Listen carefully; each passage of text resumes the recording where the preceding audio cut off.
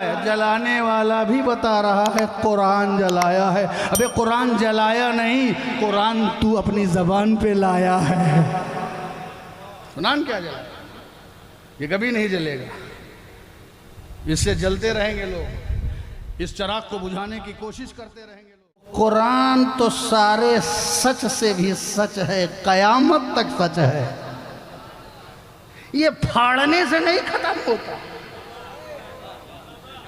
ये जलाने से नहीं खत्म होता। अबे तू कह रहा है कि मैं वरक जलाऊंगा, अबे तू वरक क्या जलाएगा? कुरान तो गुमराहों का दिल पहले ही जला चुका है। ये जला हुआ क्या जलाएगा? ये खुद जो जला भुना है, जो गुमराही में, दलालत में, जलालत में, कुफ्र में, शिरक में जो खुदे जला हुआ है, वो दूसरा क्या जलाएगा? अल्लाह ने जो कुरान की हिफाजत की जिम्मेदारी ली है, ये सबसे यूनिवर्सल सच है इसलिए, और ये कागजों पर जिम्मेदारी नहीं ली है। इसे पूछो तुमने जलाया क्या है? उस जलाने वाले से पूछो जलाया क्या है? कहो ना कि वरक। जलाया क्या है? कहो ना कि जिल्द। जलाया क्या है? कहो ना कि हार। उस हासिद कमबख्त से भी पूछो जो वरक जलाता है, तुमने क्या जलाया है? तो कहता है हमने कुरान जलाया है। क्या कहता है?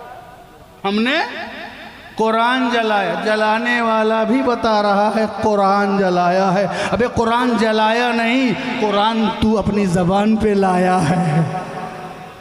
कुरान क्या जलाया? ये कभी नहीं जलेगा, इससे जलते रहेंगे लोग, इस चिराग को बुझाने की कोशिश करते रहेंगे लोग, मगर अल्लाह जब मुकम्मल करने पर तहैया कुदरत किए हुआ है, तो फिर तुम क्या कर पाओगे? कुरान जलाएंगे। कुरान न कुरान को जलाया जा सकता है। इन्ना नहनु नज़्ज़लना ज़िक्रा व इन्ना लहू लहाफ़िज़ून। हमने कुरान को नाज़िल किया है और हम ही इसकी हिफाजत करेंगे। मेरे नबी फरमाते हैं, मैं अपने बाद तुम्हारे दरमियान दो भारी चीजें छोड़े जा रहा हूं, एक कुरान और एक अहले बैत। तो ना कुरान को जलाया जा सकता है, ना मिटाया जा सकता है, ना अहले बैत को मिटाया जा सकता है। कुरान की हिफाजत की जिम्मेदारी अल्लाह ने ले ली, अहले बैत के तहफ़्फ़ुज़ की जिम्मेदारी रसूलुल्लाह ने ले ली है। समझ गया? सुभान अल्लाह, अल्लाहु अकबर, या रसूल अल्लाह, या अली। कुरान जलाएंगे, अपना दिमाग जलाओ। अल इस्लाम यहदिमु मा काना क़ब्लहु। इस्लाम से यही परेशानी कि इस्लाम वो सब डिमोलिश कर देता है जो उससे पहले होता है। न किसी के कल्चर को बख्शता है, न किसी की तहजीब को रहने देता है। इस्लाम अपने रंग में सबको रंग लेता है, चाहे वो रंग कभी ख्वाजा की शक्ल में हो, चाहे किसी और बाबा की शक्ल में हो, सबको रंग लेता है। इतना बड़ा सच, कुरान से बड़ा कोई सच नहीं है कयामत तक के लिए। ला तब्दीला लिकलिमातिल्लाह।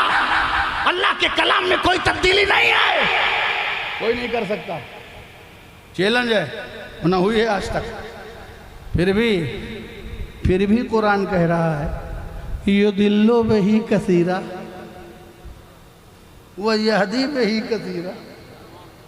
इतनी बड़ी सच की किताब जो बहुत से लोग पढ़ के गुमराह हो जाएंगे और बहुत से लोग हिदायत पा जाएंगे। तो कुरान तो सच है, तो गुमराह कैसे होंगे? कहा जो किसी सच्चे के बगैर पढ़ेंगे। इसीलिए कहा जा रहा है कुनू मा सादिकीन, सच्चों के साथ हो जाओ, क्योंकि करबला के मैदान हो या कहीं और भी यजीदी गमखा उनके हाथ में भी कुरान है, यजीदियों के हाथ में भी कुरान है, और यजीदी के हाथ में मैदान करबला में कुरान है, और कुरान से फतवा ले रहे हैं अहले बैत को कत्ल करने का।